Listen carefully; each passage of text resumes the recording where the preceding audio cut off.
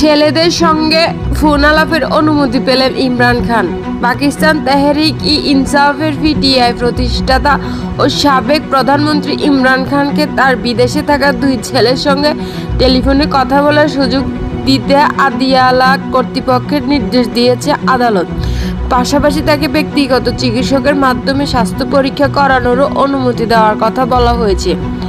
বুধবার ইসলামাবাদের একটি বিশেষ আদালত আদিয়ালা কারা কর্তৃপক্ষের আবেদন খারিজ করে এই আদালত দেন। কারা কর্তৃপক্ষ আদালতের আদেশের বিরুদ্ধে আবেদন জানিয়েছেন। গতকাল এই আবেদনের বিষয়ে আদালতে শুনানি হয়, পরে আদালত আবেদনটি খারিজ করে দেন।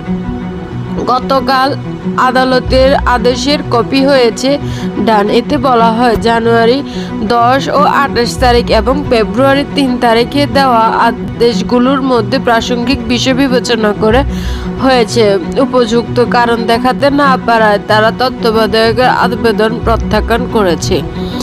ইমরান খানের আদেশে ঠিক 1-2 দিন আগে ইমরান খান দুই ছেলে 28 বছর বয়সী সুলাইমান খান ও 26 বছর বয়সী কাসিম খান জনসম্মুখে উপস্থিত হন। তারা তাদের বাবার কারাবন্দির বিষয়ে সবার দৃষ্টি আকর্ষণ করেন। সুলাইমান ও কাসিম বাবার মুক্তির দাবি জানান। তারা অভিযোগ করেন, তাদের সীমিত সময়ের জন্য বাবার সাথে কথা বলার সুযোগ দেওয়া হয়। এই সময় কথা বলতে দেওয়া হয় সেটি উপযোগী সময় নয়। একবার ফোন কল মিস করলে আবার কথা বলার জন্য আরেকদিন অপেক্ষা করতে হয়।